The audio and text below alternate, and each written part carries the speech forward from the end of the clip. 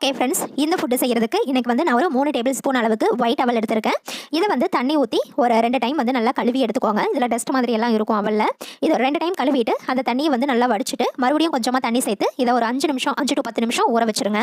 இப்போது ஸ்டவ்வில் ஒரு சாஸ்பேன் வச்சுக்கலாம். இதில் வந்து ஒரு 1/2 டேபிள் ஸ்பூன் அளவுக்கு குக்கிங் ஆயில் சேர்த்துக்கலாம். குக்கிங் ஆயில் நல்லா காஞ்ச உடனே 4 ஜீரகம் வந்து இது கூட சேர்த்துக்கலாம். குழந்தைங்களுக்கு வந்து கடுகு சேர்த்து தாளிக்கூடாது அப்படிங்கிறதால அந்த ஃப்ளேவருக்காக ஒரு 4 ஜீரகம் சேர்த்துக்கிறேன்.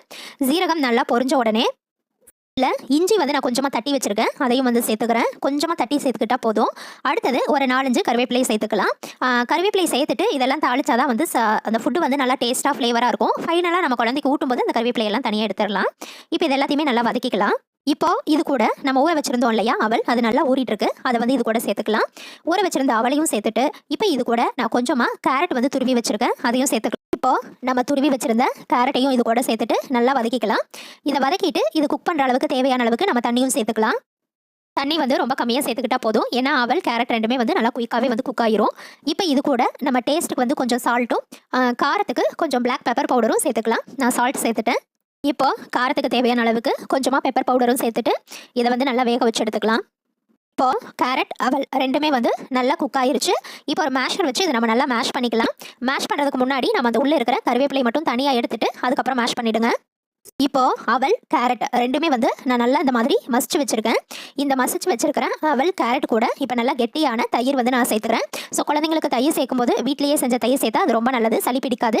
அப்படியும் வந்து நீங்கள் கடையில் வாங்குறீங்க அப்படின்னா ஃப்ரீசரில் எல்லாம் வைக்காமல் ஃப்ரிட்ஜுக்குள்ளே வைக்காமல் ஜில்லுன்னு இல்லாமல் சேர்த்துக்கிட்டீங்க அப்படின்னா கண்டிப்பாக குழந்தைக்கு வந்து சளி பிடிக்கவே பிடிக்காது. அதுவும் வந்து இந்த மாதிரி கொஞ்சம் பெப்பர் பவுடரு இஞ்சி இதெல்லாம் போட்டு நல்லா தாளிப்பு கொடுத்து செஞ்சு கொடுக்கும்போது குழந்தைக்கு வந்து இந்த கேரட் எல்லாம் போட்டு செய்யும்போது எக்ஸ்ட்ரா கொஞ்சம் டேஸ்ட்டாகவும் இருக்கும், சத்தாகவும் இருக்கும், கொஞ்சம் சளி பிடிக்காமையும் இருக்கும். ஸோ வெயில் காலத்தில் வந்து குழந்தைக்கு தயிர் சாதமெல்லாம் கொடுக்கலாம் அப்படின்னு நினச்சிங்க அப்படின்னா இந்த மாதிரி வந்து நீங்கள் தாராளமாக செஞ்சு கொடுக்கலாம். இது வந்து செம்ம டேஸ்ட்டாக இருக்கும். குழந்தைங்க கண்டிப்பாக நோ சொல்லாமல் சாப்பிடுவாங்க. ஏன்னா மறக்காமல் நம்ம சேனல்ஸ் இந்த கம்பு பால் கஞ்சி செய்கிறதுக்கு வந்து நான் வந்து ஒரு 1/4 கப் கம்பு வந்து எடுத்துக்கிட்டேன். நான் வந்து அதுக்கப்புறம் நீங்கள் வந்து மார்னிங் பிரேக்ஃபாஸ்ட்டுக்கு வந்து குழந்தைங்களுக்கு இது செய்ய போகிறீங்க அப்படின்னா நைட்டே வந்து ஊற வச்சுருங்க. கம்பு வந்து மினிமம் ஒரு 5 மணி நேரமாவது நல்லா ஊறணும். அப்போ தான் நம்ம அதிலிருந்து பால் எடுக்கும்போது அது வந்து ஃப்ரெஷ்ஷாக நிறையா வந்து அதிலிருந்து பால் கிடைக்கும். இப்போ நான் மறுபடியும் இதை ஒரு 2 டைம் தண்ணி ஊற்றி நல்லா வாஷ் பண்ணிக்கிட்டேன். இப்போ வந்து இந்த கம்பை நம்ம ஒரு மிக்ஸி ஜாருக்கு வந்து மாற்றிக்கலாம். அதே மாதிரி கம்பு ஊற வைக்கிறதுக்கு முன்னாடியே அதை நல்லா சுத்தம் பண்ணிக்கோங்க. ஸோ ஏதாவது கல் அதெல்லாம் இருந்துன்னா சுத்தம் பண்ணிட்டு ஊற வச்சுக்கோங்க. இப்போ வந்து நான் இதை வந்து ஒரு மிக்ஸி ஜாருக்கு வந்து மாற்றிக்கிறேன். இது கூட கொஞ்சமாக தண்ணி சேர்த்துக்கோங்க. தண்ணி சேர்த்து அரைச்சாதான் அந்த ஃப்ரெஷ் மில்க் வந்து கம்புலேருந்து நமக்கு கிடைக்கும். கொஞ்சமாக தண்ணி சேர்த்துட்டு நல்லா வந்து அரைச்சி எடுத்துக்கலாம். வந்து ஃபில்டர் பண்ணி எடுத்துக்கிட்டோம் அப்படின்னா அந்த கம்பில் இருக்கிற அந்த தோல் அந்த தேவையில்லாதது எல்லாமே வந்து ஃபில்டரில் நின்றுக்கும். நமக்கு வந்து அந்த ஃப்ரெஷ் மில்க் மட்டும் வந்து தனியாக வரும். இப்போ பார்த்தீங்க அப்படின்னா மேலே அந்த தோலோட அந்த கம்பு இருக்கும் இல்லையா, அதையும் வந்து மறுபடியும் ஒரு 2 டைம் கொஞ்சமாக தண்ணி ஊற்றி அரைச்சு மறுபடியும் வந்து பால் வந்து ஃபில்டர் பண்ணி எடுத்துக்கோங்க. பாத்திரம் இல்லைன்னா அதாவது ஒரு பேன் வச்சுக்கோங்க. இதில் வந்து நம்ம ஃப்ரெஷ்ஷாக எடுத்து வச்சிருக்கிற அந்த கம்பு பால் வந்து ஆட் பண்ணிக்கோங்க.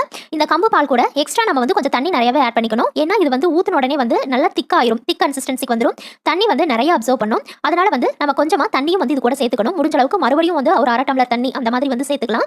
சேர்த்துட்டு இதை வந்து ஸ்டவ் வந்து ஒரு மீடியம் ஃப்ளேமில் வச்சுக்கோங்க. கை விடாமல் கிளறிட்டே இருக்கணும். ஸோ நீங்கள் வந்து சேர்த்தனாலும் நல்லா இருக்கும், சால்ட் சேர்த்தனாலும் நல்லா இருக்கும். ஸ்வீட் அப்படின்னா பனங்கல்கண்டு வெல்லம் கருப்பட்டி இந்த மாதிரி ஏதாவது சேர்த்துக்கோங்க. சால்ட்னா கொஞ்சமாக சால்ட் சேர்த்து ஜஸ்ட் அந்த டேஸ்ட்டுக்காக மட்டும் குழந்தைங்களுக்கு சேர்த்து வந்து கொடுக்கலாம். நான் வந்து வெல்லம் வந்து கொஞ்சமாக சேர்த்துக்கிறேன். வெள்ளம்ல வந்து நிறைய கால்சியம் இருக்குது, அதனால தாராளமாக வந்து சேர்த்துக்கலாம். இதை வந்து நல்லா மிக்ஸ் பண்ணிவிட்டு அந்த வெள்ளம் கரைஞ்சதுக்கப்புறம் அதாவது வந்து குழந்தைங்களுக்கு அந்த ஸ்பூனில் எடுத்து ஊட்டுற கன்சிஸ்டன்சி அந்த அளவுக்கு வந்த உடனே நம்ம வந்து ஸ்டவ் ஆஃப் பண்ணிவிட்டு இதை வந்து இப்போ சர்விங் பவுலுக்கு வந்து நம்ம மாற்றிக்கலாம். ஓகே ஃப்ரெண்ட்ஸ், இப்போ வந்து இதை நான் சர்விங் பவுலுக்கு வந்து மாற்றிக்கிட்டேன். இந்த மாதிரி ஒரு கதகதப்பான சூட்டில் நீங்கள் வந்து மார்னிங் பிரேக்ஃபாஸ்ட்டாக வந்து குழந்தைங்களுக்கு கொடுங்க. அதுக்கப்புறம் இது வந்து ஆஃப்டர்நூன் லஞ்சுக்கு கூட